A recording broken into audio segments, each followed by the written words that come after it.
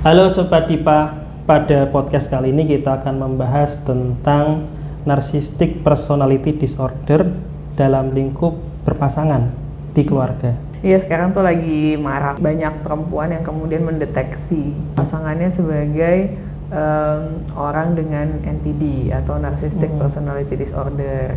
Nah, pertanyaannya sebetulnya memang mudah atau sulit untuk kemudian mendeteksi NPD ada di diri pasangan kita gitu, karena memang yang disedihkan adalah informasi mengenai tolok ukur NPD-nya itu didapatkan dari media sosial, platformnya ya, dari TikTok gitu ya, pasangan saya NPD nih gitu, infonya dari TikTok gitu. Untuk mendiagnosa seseorang dengan personality disorder itu kan sebetulnya tidak mudah, sembarangan, betul, apalagi berdasarkan asumsi lewat media sosial gitu. Kayaknya 5 dari 7 ada di pasangan saya nih, oh berarti pasangan saya NPD gitu kan. Itu kan sebaiknya didiskusikan dengan profesional ya, baik itu psikiater ataupun dengan psikolog, karena memang penilaiannya barangkali kita juga lagi emosional gitu ya, terus jangka waktu yang ditetapkan untuk bisa dikatakan sebagai sebuah gangguan itu kan juga harus dipahami begitu. Karena ada jenis gangguan diagnosa banding, ada komorbid yang antara satu jenis gangguan psikologi berbeda dengan yang lain. Itu yang diagnosis banding. Tapi kalau yang komorbid itu kan dalam satu waktu gangguannya itu bisa terjadi lebih dari satu. Misalnya gini, oke, katakanlah setelah diskusi dengan psikolog atau psikiater dinyatakan bahwa pasangan saya NPD. Nah, apa sih yang harus kita lakukan, kemudian dampaknya bagi keluarga itu apa gitu? Kalau dampaknya sih ya memang hidup dengan orang punya kepribadian narcissistic personality itu kan nggak mudah ya, pasti kerusakan atau penderitaan yang ada di kesehariannya itu berat lah, bukan dikatakan lumayan. Pertanyaannya apakah kita sanggup atau kita ingin menyerah atau bersama-sama dengan pasangan mungkin mengurangi efek dari personality disorder, walaupun kalau menurut saya orang dengan NPD akan cenderung lebih sulit menyadari dirinya ada narsistik gitu Pak. NPD kan salah satu gangguan psikologis yang penderitanya itu termasuk yang susah disembuhkan karena dari dirinya sendiri tidak merasa perlu butuh dibantu atau perlu ditolong gitu. Orang-orang NPD kan sebetulnya sih ada bagian vulnerable-nya ya Pak, atau dia tuh sebetulnya lemah juga gitu, ada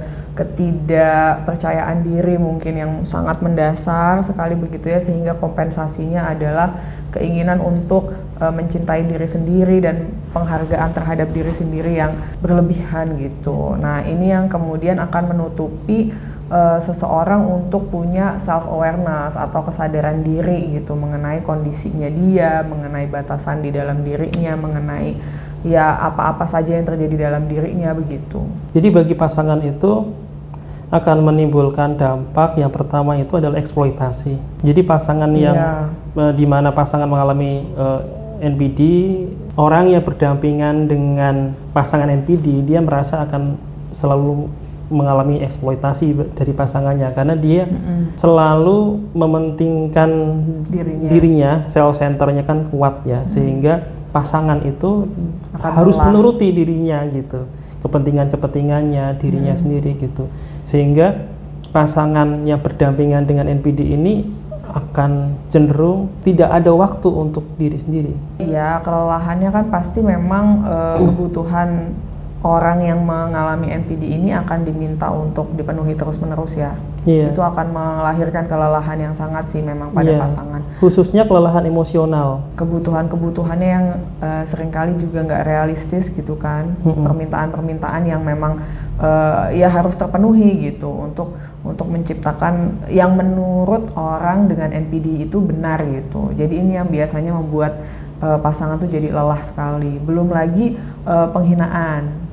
Jadi sudah dimanipulasi gitu ya, dikondisikan untuk memenuhi keinginan orang yang NPD, ditambah lagi dengan ada upaya untuk diremehkan, dianggap tidak berharga, dianggap apa yang sudah dilakukan tidak berarti apa-apa, kayak gitu-gitu juga melelahkan sih. Berdampak kepada harga diri pasangan yang jatuh karena dia merasa untuk diremehkan dan dianggap tidak layak lah begitu. Iya, karena memang kan sebetulnya perasaan rendah dirinya di orang NPD ini kan ditutupi ya. Tadi saya bilang tuh dikompensasi dengan upaya-upaya untuk meninggikan dirinya. Tapi upaya meninggikan dirinya ini biasanya dibarengi dengan menjatuhkan orang di sekitarnya, khususnya pasangan. Yang perlu diketahui pasangan, karena sangat susah untuk memberikan empati pada orang NPD, Pak. Kalau misalnya kita sudah menemukan gejalanya, terus kemudian kita menemukan juga terkonfirmasi begitu ya dari profesional bahwa oh ya ini pasangan saya ternyata NPD,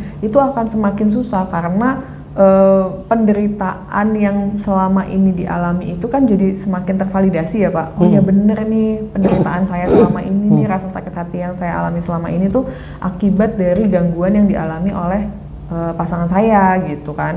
Nah terus untuk kemudian berempati, untuk empatinya ini untuk nolongin si pasangan ini menjadi lebih sulit Pak, gitu. Karena kan pemikirannya ya betul, jadi betul kan selama ini memang dia menyakiti saya, entah sadar ataupun tidak sadar gitu kan. Dia tidak lagi menghargai saya, atau bahkan bukan tidak lagi, tapi memang tidak pernah menghargai saya karena gangguannya itu.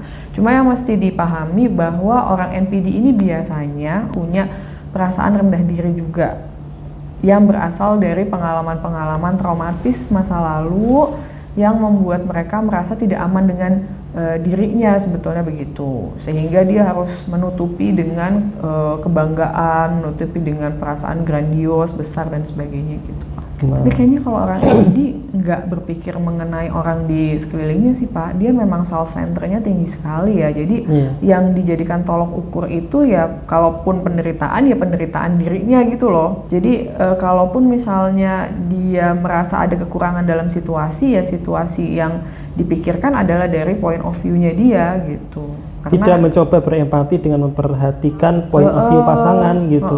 Padahal itu penting karena kan ya kita harus melihat bahwa pasangan saya juga ikut lelah dalam ngurusin rumah tangga gitu kan ya.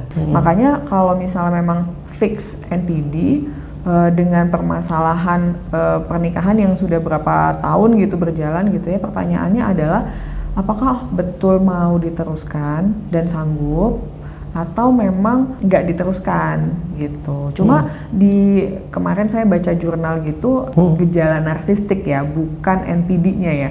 Gejala narsistik itu semakin matang emosi seorang individu akan semakin turun sih Pak, sebetulnya ya. Makanya memberikan diagnosis gangguan kepribadian itu sebaiknya tidak mudah, karena kalau masih gejala itu kan masih mungkin di otak-otik gitu loh gejalanya. Tapi kalau sudah diambil kesimpulan oh ini gangguan personality gitu ya, pasti orang akan juga punya beneran nih gangguan, kan bener kan gangguan, jadinya saya lebih baik menghindar aja gitu.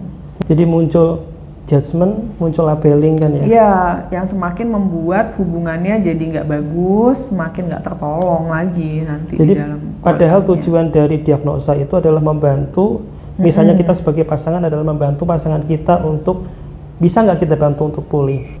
Diagnosa berdasarkan sosial media itu dikhawatirkan merubah perilaku kita kepada orang yang kita diagnosakan gitu. Kalau perilaku itu dalam bentuk ingin menolong, itu lebih baik, tapi dalam bentuk yang menghindari, kemudian malah semakin menuduh gitu ya, mempengaruhi respon kita ketika kita melihat bahwa oh iya pasangan saya NPD nih, tapi berdasarkan asumsi-asumsi yang ada di sosial media gitu. Kan kalau misalnya mau memperbaiki sebuah hubungan itu kedua belah pihak harus dapat lah insight-nya gitu.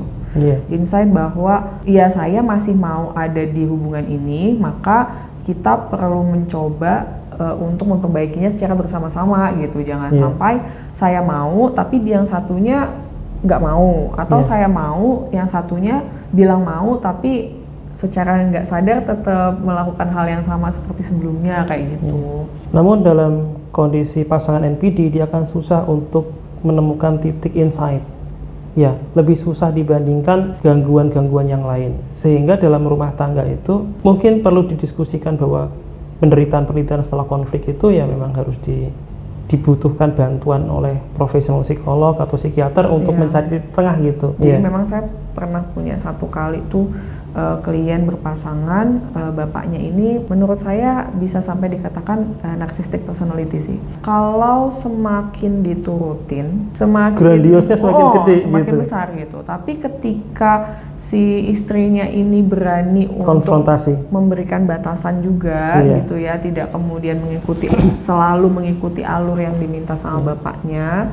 Kemudian logika-logika itu juga berani untuk disampaikan begitu ya, menyatakan dirilah bahwa saya bisa seperti ini, tapi ada juga saya tidak bisa seperti ini. Saya mau kita punya batasan seperti ini gitu, berlaku cukup tegas seperti itu. Bapaknya bisa diajak lebih netral untuk melihat situasi pernikahan mereka gitu. Jadi perlunya batasan diri ya. Kemudian memperhatikan kesehatan mental dan kesehatan psikologis dari pasangan NPD. Tidak kemudian memberikan penilaian cepat terus abis itu meninggalkan si NPD ini, si individu dengan NPD ini, atau kemudian menuduh terus-menerus gitu ya tanpa ada upaya perbaikan, bukan, tapi membuka ya kesempatan berdiskusi. Kok sepertinya ada gejala seperti ini dalam dirimu, apakah ini betul, apakah ada permasalahan traumatik, pengalaman trauma di masa lalu yang kemudian mengganggumu hingga saat ini sampai gejala-gejala ini tetap ada, mau nggak dibantu? Kalau sudah mau dibantu, mudah-mudahan dari situ kita juga bisa membenahi pernikahan kita gitu loh Pak. Kalau nggak salah. Jadi keterbukaan komunikasi gitu ya. Juga dibutuhkan. Iya, keterbukaan komunikasi, kemudian juga keberanian ya. Keberanian untuk ketegasan jika dibutuhkan untuk konflik mungkin. Karena beberapa orang kan juga menghindari situasi konflik ya. Iya.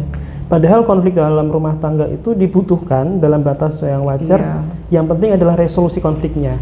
Jadi fungsi konflik itu adalah untuk menemukan titik tengah gitu antara pihak kepentingan suami atau istri. Jadi konflik itu dibutuhkan. Konflik yang sehat sih. Konflik yang sehat ya. Soalnya seringkali kan kalau orang berkonflik itu banyak bumbu emosionalnya ya. Jadi yang terbahas itu bukan inti masalahnya, tapi emosi-emosi yang kemudian jadi drama, jadi panjang, jadi malah tidak terlalu jelas begitu loh masalahnya tuh apa. Jadi dalam mengatasi pasangan NPD ini yang pertama adalah komunikasi yang jelas. Kemudian kalau pertama kepekaannya, kepekaannya dulu Pak. Kemudian yang kedua adalah komunikasi, keberanian dalam berkomunikasi. Bukan berani kemudian nyerang, bukan. Keberanian untuk menyampaikan apa yang dirasakan. Secara jelas itu harus ada. Terus habis itu membuat dia juga mungkin butuh teman untuk berdiskusi sebelum betul-betul membuka diskusi dengan pasangan sih. Si orangnya ini diskusi secara profesional ya, biar nanti nggak salah langkah sih. Kemudian tetapkan batasannya jelas ya. Iya, setelah itu harus berani memberikan batasan yang jelas. Dan jika memang tidak bisa dengan diskusi berdua, ya memang dibutuhkan ya bantuan dengan profesional seperti psikolog atau konselor pernikahan juga bisa. Konselor pernikahan bisa. Didampingi sama orang tua juga bisa, atau kerabat begitu. Kerabat yang bisa dipercaya sih. Iya. Mungkin itu podcast kali ini berkaitan dengan NPD, pasangan yang mengalami NPD dan bagaimana mengatasinya ya. Menyikapinya. Closingnya? Ya, setiap masalah dalam kehidupan berpasangan sebaiknya diselesaikan berdua. Kalaupun rasanya masih sulit untuk berempati karena pasangan itu banyak memberikan rasa sakit gitu ya, kita tarik jarak dulu, diskusi dengan orang yang profesional dan bisa membuat kita lebih netral. Setelah itu sehatkan diri dan beranilah untuk memulai membenahi satu persatu. Gitu. Mungkin itu dulu aja. Mungkin itu podcast kali ini berkaitan dengan NPD, pasangan NPD. Semoga bermanfaat.